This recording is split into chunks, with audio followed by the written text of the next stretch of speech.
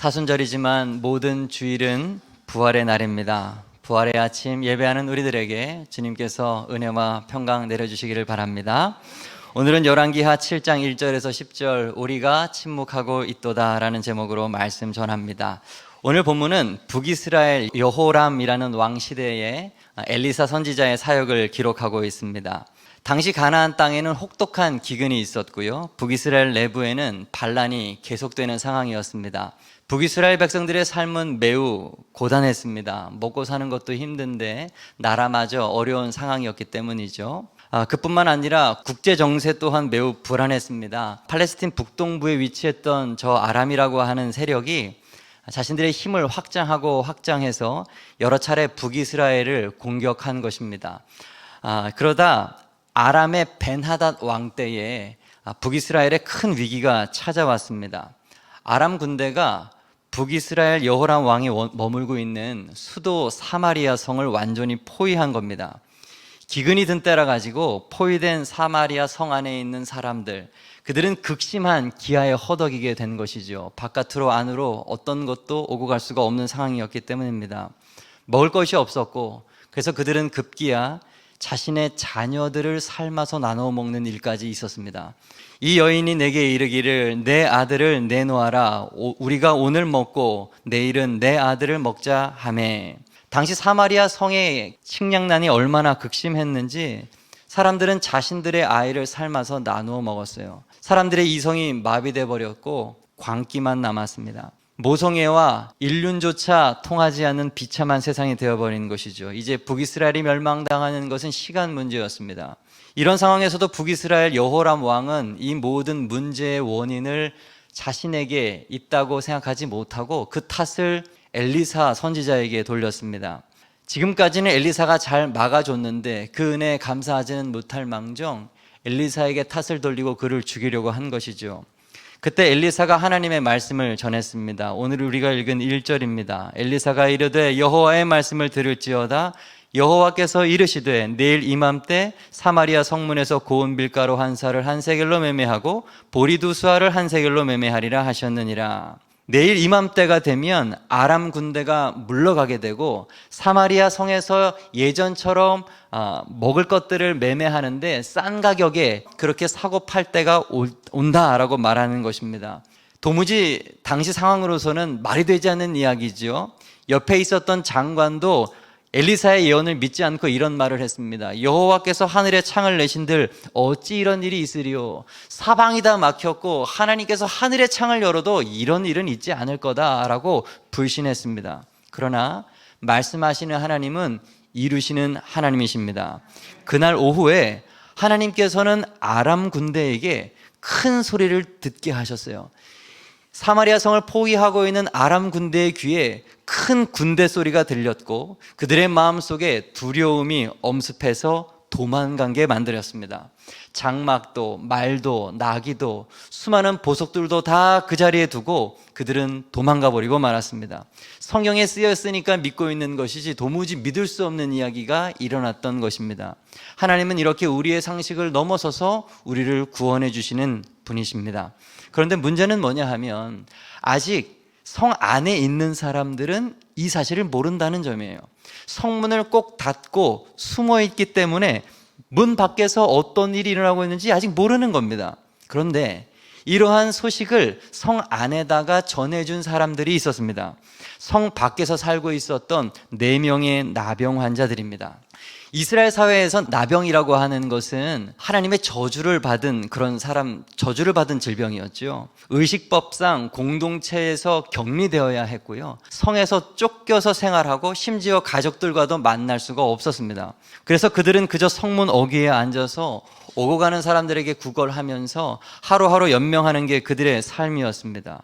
하지만 지금은 그것마저도 기대할 수 없는 아주 비참한 상황이었던 것이죠. 성문 안, 사마리아 성은 극심한 기아에 시달리고 있기 때문에 그 누구에게도 도움을 얻을 수 없는 그런 상황이었던 겁니다. 그래서 그들은 자신의 그러한 처지를 인식하고 새로운 방법을 강구합니다. 우리가 어찌 여기 앉아 죽기를 기다리랴. 이래도 죽고 저래도 죽으니 성 안으로 들어가 봤자 먹을 것이 없고 차라리 아람 진영에 가서 대적인 아람의 군대에게 가서 항복하자. 그들이 살려주면 살고 죽이면 죽자. 어차피 죽는다라고 하면서 그들은 그렇게 해가 질 무렵에 용기를 내서 아람 진영으로 갑니다. 그런데 죽으면 죽으리라 하면서 갔던 그들은 놀라운 광경을 보게 됩니다. 아람 진영이 텅 비어 있는 거예요.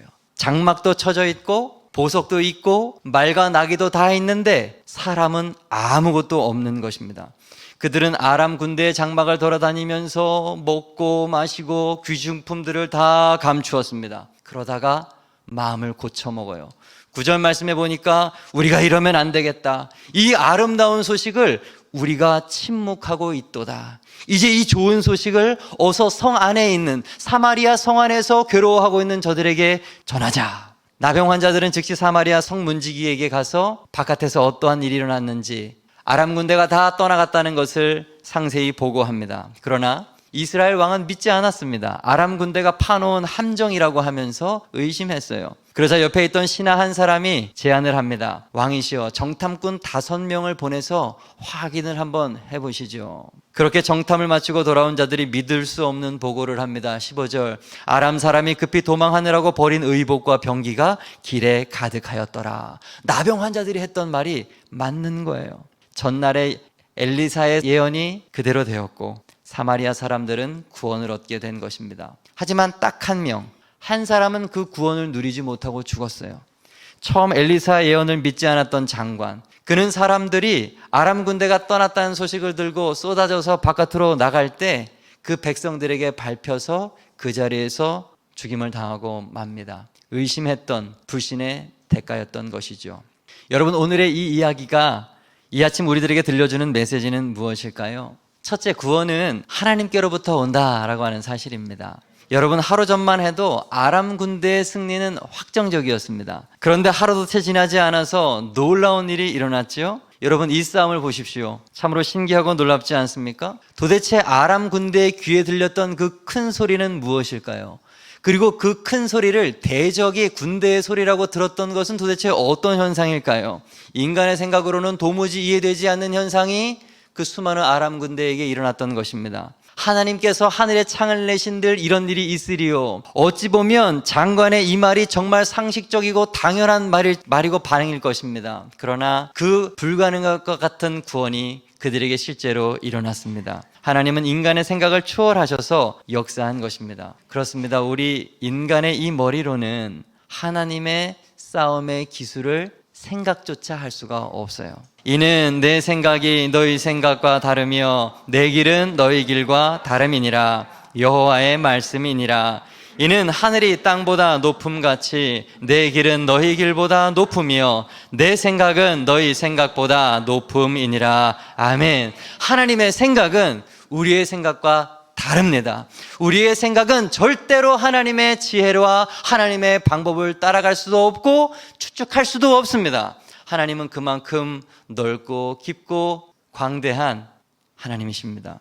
예레미야 33장 3절, 너는 내게 부르짖으라 내가 내게 응답하겠고 내가 알지 못하는 크고 은밀한 일을 내게 보이리라. 여러분, 우리가 하나님 앞에 부르짖으면 하나님은 응답해 주시겠다고 약속하셨습니다. 그것도 우리가 알지 못하는 방법으로, 크고 오묘한 방법으로, 은밀하게 감추어진 방법으로, 하나님만의 그분의 방법으로 구원하시겠다고 말씀하십니다. 여러분, 이것은 약속인 것이에요. 이 약속의 말씀을 붙드십시오. 오늘도 하나님은 살아계시고 하나님은 하나님만의 방법으로 그분의 일을 하시며 우리를 구원하십니다. 사람은 조금도 할 일이 없어요. 애굽에서 종살이를 하던 200만 명이 넘던 이스라엘 백성들, 약속의 땅으로 인도하신 하나님을 생각해 보시기 바랍니다. 누가 한 겁니까? 사람이 한 것입니까? 사람이 계획했습니까? 아닙니다. 하나님께서 하신 거예요.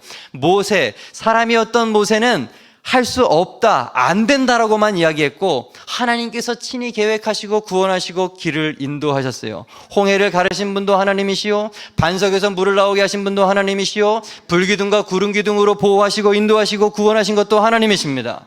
오늘도 마찬가지예요. 죄로 물든 이 세상을 구원하실 때도 하나님은 홀로 계획하시고 홀로 일을 진행하셨습니다. 그분의 아들 독생자 예수 그리스도를 인간의 몸으로 이 땅으로 보내셨습니다.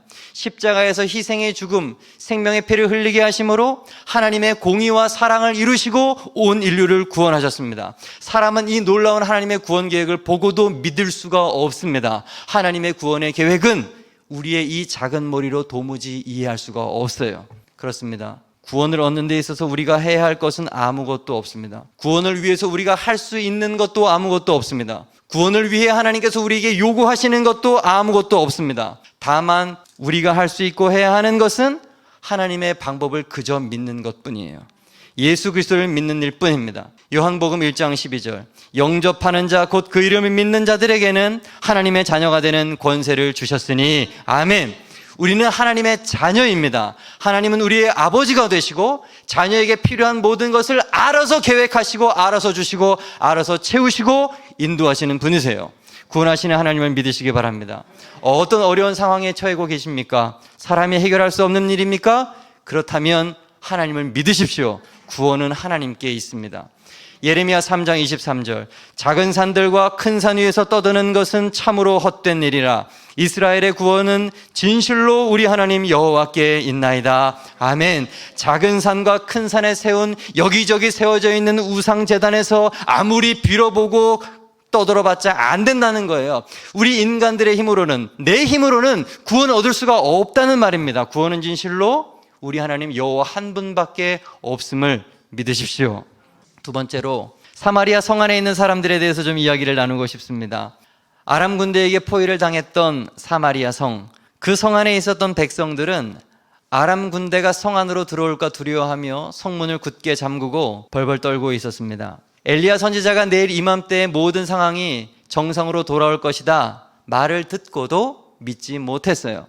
그들은 여전히 아이를 삶아 먹어야 하는 죽음의 성 안에만 머물러 있었습니다. 그런데 하나님은 성 밖에서 기적을 행하셨고 아람 군대는 물러갔습니다. 사마리아 성 안의 사람들은 여전히 성문을 굳게 잠그고 성 밖으로 나올 생각을 하지 못하고 있었어요.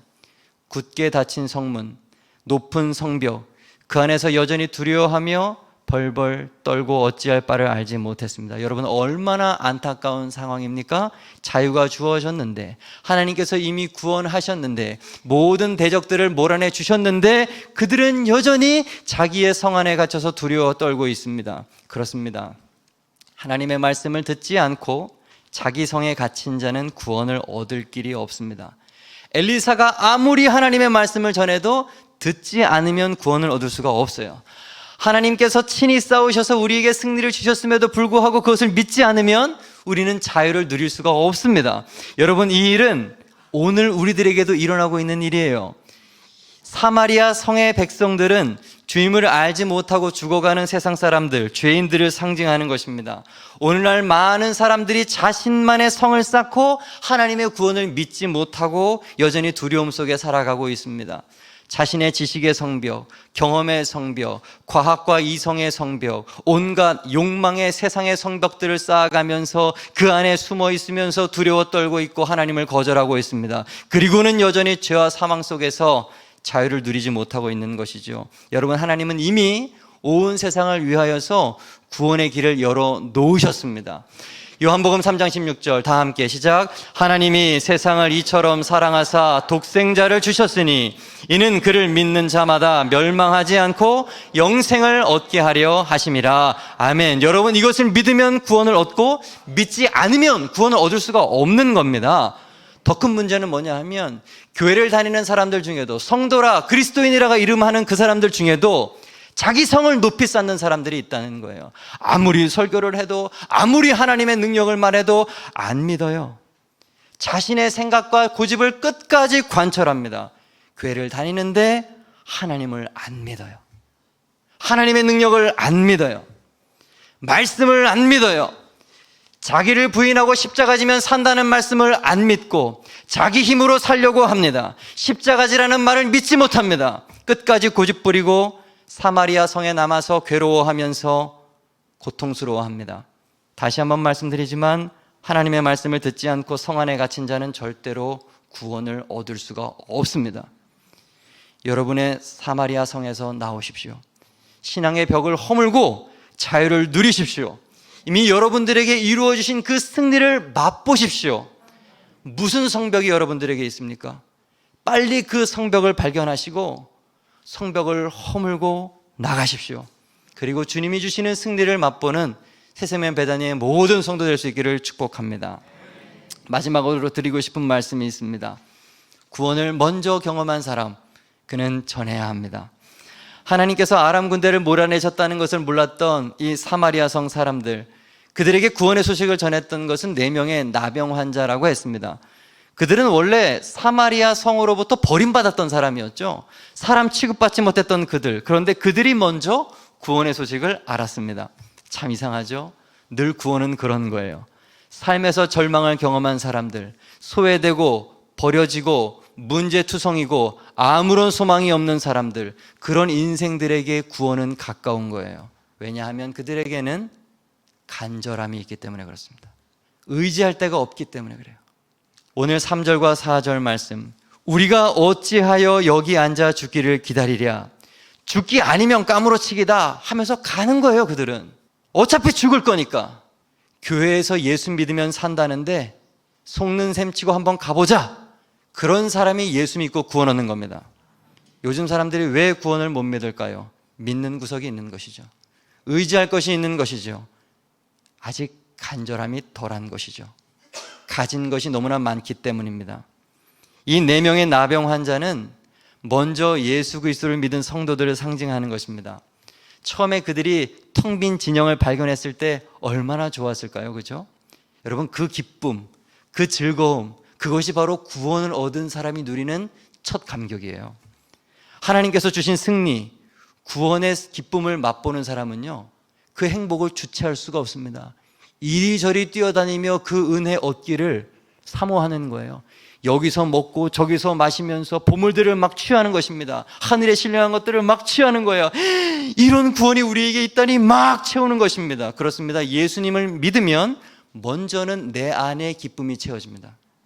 그런데 그것도 잠시예요. 진짜 자기 안에 주님이 주시는 기쁨으로 가득한 사람은 해야 할 일들을 깨달아요. 무엇을 해야 하는지 사명을 깨닫습니다. 9절, 나병 환자들이 그 친구에게 서로 말하되 우리가 이렇게 해서는 아니 되겠도다. 전하자. 구원 먼저 받은 사람은 전해야 하는 것입니다. 전하는 사람이 없으면 들을 수가 없고, 들을 수 없으면 믿을 수가 없기 때문에 그렇습니다. 로마서 말씀, 그런즉 그들이 믿지 않은 일을 어찌 부르리요, 듣지도 못한 일을 어찌 믿으리요, 전파하는 자 없이 어찌 들으리요. 먼저 복음 받은 우리들은 아직 기쁨의 소식을 듣지 못해서 괴로워하는 사마리아 성 안으로 들어가서 복음을 전해야 돼요. 죽어가는 그들도 기쁨을 누리고 먹고 마실 수 있도록 이 복된 소식을 전해야 하는 것입니다. 우리가 바로 이 4명의 나병 환자들입니다. 여러분, 우리가 뭐 잘나서 복음을 믿게 되었습니까? 아니죠. 이 나병 환자들처럼 더 부족하기 때문에 은혜를 받은 것이에요. 구원은 100% 하나님께서 주시는 것입니다. 아무 소망 없고 자격 없는 우리들이지만 하나님께서 값없이 주시는 거예요. 그래서 은혜라고 하고, 그 은혜는 선물이라고 하는 뜻을 가지고 있는 것이죠. 그래서 우리는 빚진 자입니다. 그들은 못 받았는데 나는 받았으니까 나는 사랑의 빚진 자입니다. 로마서 1장 14절, 헬라인이나 야만인이나 지혜 있는 자나 어리석은 자에게 다 내가 빚진 자라. 그러므로 우리 성도는 빚진 자의 마음을 갖고 복음 전하는 일에, 이 기쁨 전하는 일에 우리의 생애를 걸어야 되는 거예요. 여러분, 무엇을 위해서 살아가십니까? 무엇이 여러분의 인생의 궁극적인 목표입니까? 예수님께서 유언처럼 남긴 말이 무엇입니까? 너희는 가서 모든 민족을 제자로 삼아 아버지와 아들과 성령의 이름으로 세례를 베풀고 내가 너희에게 분부한 모든 것을 가르쳐 지키게 하라. 볼지어다 내가 세상 끝날까지 너희와 항상 함께 있으리라 하시니라. 아멘. 예수님께서 우리에게 성령을 주셔서 함께 하시는 이유가 무엇입니까? 복음 전하는 것이에요. 내가 구원받은 것처럼 더 많은 사람들을 구원하게 하라. 이것이 하나님께서 우리에게 명령하시는 거예요. 디모데후서 4장 2절 너는 말씀을 전파하라. 때를 얻든지 못 얻든지 항상 힘쓰라. 범사의 오래 참음과 가르침으로 경책하며 경계하며 권하라. 그들이 지금 듣든지 듣지 않든지 그건 생각하지 말고 전하라는 거예요. 전하라. 그것이 너의 사명이다. 사랑하는 여러분, 우리는 배단인데 예수님을 만나서 새 생명 얻은 사람이 됐습니다. 그러므로 우리도 눈을 떠서 우리 주변의 배단이 같은 인생들을 찾아야 돼요. 우리 교회 로고를 가슴에 새기세요. 배단이가 뭡니까? 번민의 집, 덜 익은 무화과 나무라는 뜻 아니에요? 그런 우리들의 인생이 연한 순 대신 예수 그리스도를 만나면 새 생명을 얻는 것입니다. 우리가 얻은 것처럼 누군가도 생명이 필요해요. 누군가도 기쁨이 필요하고 먹고 마실 것이 필요하고 구원과 기쁨이 필요합니다. 왜 여러분만 누리려고 하시는 것입니까?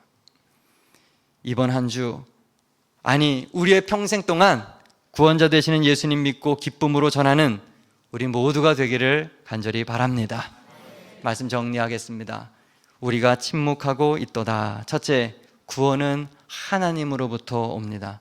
사람이 하는 것이 절대로 아니에요. 둘째, 하나님의 말씀을 듣지 않고 자기 성에 갇힌 자는 구원을 얻을 길이 없습니다.